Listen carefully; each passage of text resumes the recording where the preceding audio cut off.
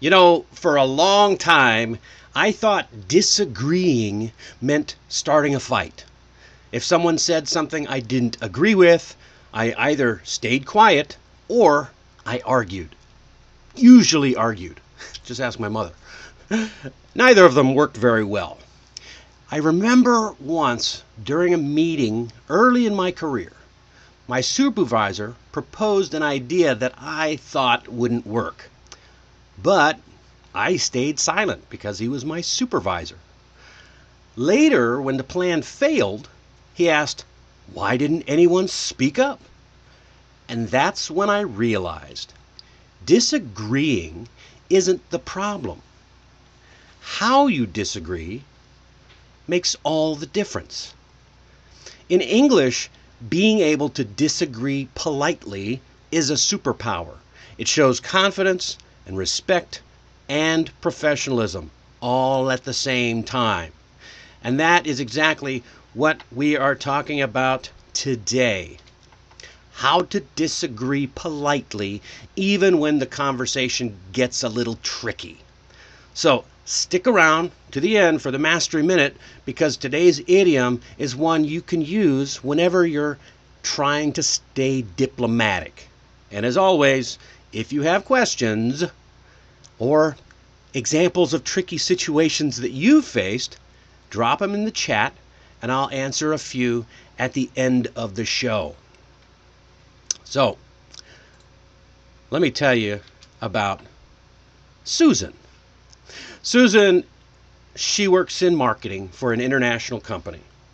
In meetings, her colleagues often share different ideas, and sometimes Susan disagrees. I'm sure you can relate. But she was worried about sounding rude or too direct, especially since her English isn't her first language. So one day during a product meeting, her manager suggested a campaign that Susan knew wouldn't work well. She thought certain markets wouldn't accept that. Well, instead of staying silent this time, she used a simple phrase that we practiced together. She said, "That's an interesting approach. May I share a slightly different perspective?"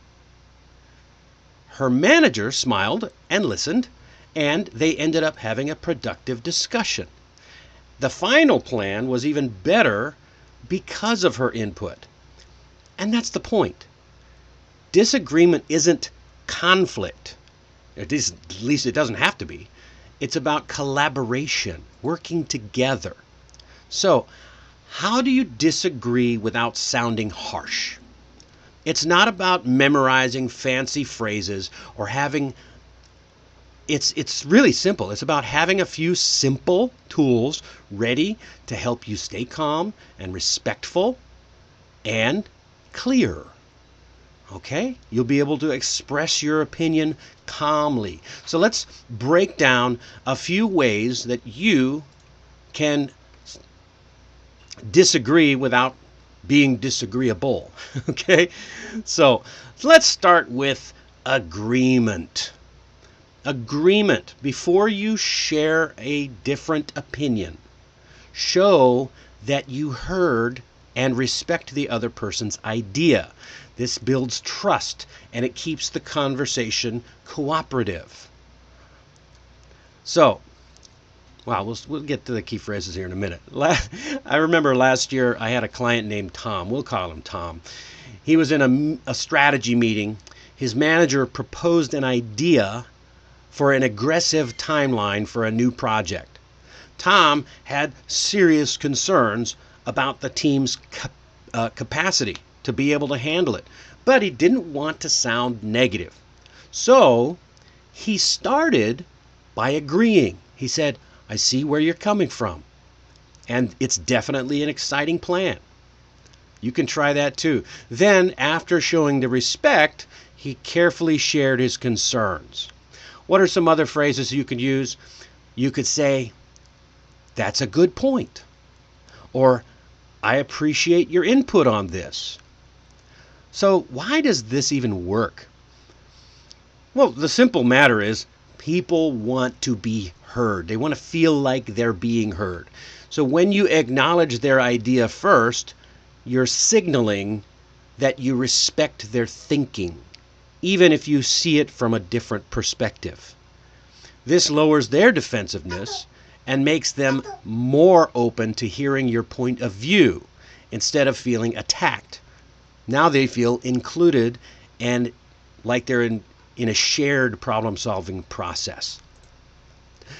So another thing that you can do is use softening phrases. These are phrases that help you introduce your opinion in a gentle way. One of my coaching clients named Maria was in a budget planning meeting, and the finance director suggested cutting funding for her team's project. Ooh, not good, right? Maria disagreed, but she didn't want to sound like she's confrontational. So she said, I wonder if we might also consider the potential long-term impact of reducing this budget. Her respectful approach opened the door for a deeper discussion, and in the end, her project actually kept most of the funding. It's all about compromise after all. So consider some phrases that you might use. I wonder. How about another way to look at it might be, or maybe, may I offer a different perspective? I wonder if we might consider, just like Maria said. So why does this work? Softening phrases signal that you're not dismissing the other person's idea. Instead, you're inviting them to collaborate, and you're showing an openness to work together. It keeps the other person from getting defensive and encourages them to explore other options with you rather than resist you. People don't like their ideas challenged, so using these kind of phrases often helps. My favorite. In any conversation, I'm always saying, ask questions. Like you can ask questions in the chat right now. So sometimes asking a question helps the group explore other ideas without sounding like you're disagreeing directly. David, a project manager I worked with, he was concerned about an aggressive launch schedule. There we go with that aggressiveness again. So instead of directly opposing the plan, he asked a question. How do you think this might affect our ability to meet quality standards? So the question forced the conversation to consider the risks and help the team find a more realistic schedule. And it shifted the conversation to consider how to solve the problem, finding solutions together. So what are some phrases you might use? Well, you can try, how do you think this might affect our timeline? You could say that for anything. How do you think this might affect that? Could there be any challenges if we take this approach or that approach? What other options might we want to explore? So two of those are open-ended questions. The middle one's a yes or no question, but it still invites people to think about it. Could there be any challenges? So now, why does this even work? Because questions always work. Questions feel like less confrontational than a direct statement. If you came out and said, this is a stupid idea, that's a direct statement and it's confrontational. You're inviting an argument. So this, on the other hand, invites people to think critically and involves them in finding the solutions and turns disagreements into a joint problem-solving activity instead of a debate. Nobody likes debates, right? Well, some people do, but... All right. The next thing you can do is stay calm. Stay calm and keep your tone friendly. Remember how remember that it's how you say something matters as much as what you say. So smile, use a calm tone, and show that you're open to discussion. Keep your volume down. You don't want to come across as confrontational right at the beginning. I had a client once, though, named James, and he struggled with this. He'd get angry and hot under the collar, and we had some interesting discussions in the past. So he, in a very tense meeting after we'd worked together for a little while, he had a disagreement, but he then changed. He kept his tone light, his body language relaxed, and instead of escalating this time, he approached calmly, which helped others to keep the conversation open and keep them open to staying in the discussion. A calm tone sets the emotional temperature of the conversation. Being calm and friendly reduces tension, keeps emotions under control, and allows for honest, productive discussions, even when people have different opinions. Finally, let's end on a positive note. Even if you disagree, you can still show you're part of the team. Emily, a team leader, once had a disagreement over resource allocation. And after sharing her view, she ended by saying, "I'm confident we'll find a solution that works for everyone." That small, positive closing kept the conversation collaborative, working together, and her manager told her he appreciated her professionalism. So you can use phrases like, "I'm confident we'll find the best solution together." You could say, "Let's keep exploring or looking for the best path forward." And why does that work? Because positivity it reinforces the teamwork. Ending on a positive note helps people work together. And it reassures others that you're still aligned as a team with the group goals, even if you have a different viewpoint. It helps you to build trust, which I'm all about, and helps to keep the relationships secure. So let's do a quick recap. Okay, remember, acknowledge the other person's point. Agreement at the very beginning. Use softening questions. All right? Ask questions. Keep the tone friendly.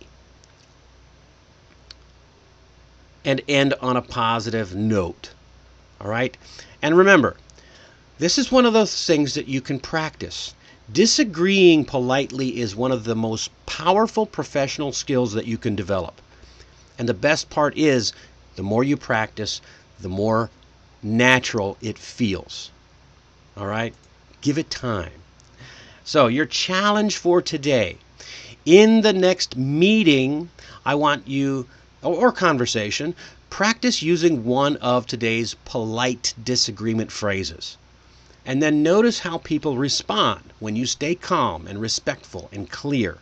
And now's your chance. If you have questions or you want to share an example, drop it down in the chat right now, and I'll answer a few live right after the Mastery Minute. So, if today's episode was helpful, hit that like button, subscribe, share it with a friend who's trying to improve their skills at communications, and check out the full article at allaboutenglishmastery.com or click the link in the description. And don't forget to subscribe and join the newsletter for more practical English tips. All right, and here we go. Now it's time for the Mastery Minute. And today's idiom is, it's not really an idiom, it's more of a phrase that we say, but the idiom is, we can still treat it like an idiom, we'll have to agree to disagree. Agree to disagree. Has anybody ever heard that? And this reminds me, this phrase actually reminds me of something from my days at sea. I once served on a ship where the chief engineer and I didn't always see eye to eye. We didn't always agree. And one day we had a long debate about how to handle a small issue with the cooling system. I thought we should shut it down and inspect everything. He thought it was safe to keep running and monitor the gauges. We went back and forth on this for a while. Both of us were experienced. Both of us had valid points. But eventually I realized, hey, neither one of us was going to fully convince the other. So I smiled and said, well, Chief, I guess we'll have to agree to disagree. And that was it. No hard feelings. We made a plan that covered both concerns and kept the ship running smoothly. And that's exactly what this phrase does. It lets you disagree without damaging the relationship. You're saying, I respect your opinion, even if I don't share it. And sometimes that's the most professional thing that you can do. So, agree to disagree. And coming up next time, I have a special one. We're going to shift gears a little bit and talk about something that a few of you have asked for: how to handle setbacks. When life throws you challenges and things don't go as planned, what can you say to yourself? How can you stay strong and keep moving forward? So I'll share some real stories, some practical advice and language, and a few life lessons that always help me and some of my clients get back on their feet. You're not going to want to miss this one. So that is all the time we have for today's session. I want to thank you for joining me on 15-Minute Mastery. Remember, confidence isn't about winning every argument. It's about staying calm and respectful and connected. So keep practicing, keep growing, and I'll see you on Wednesday.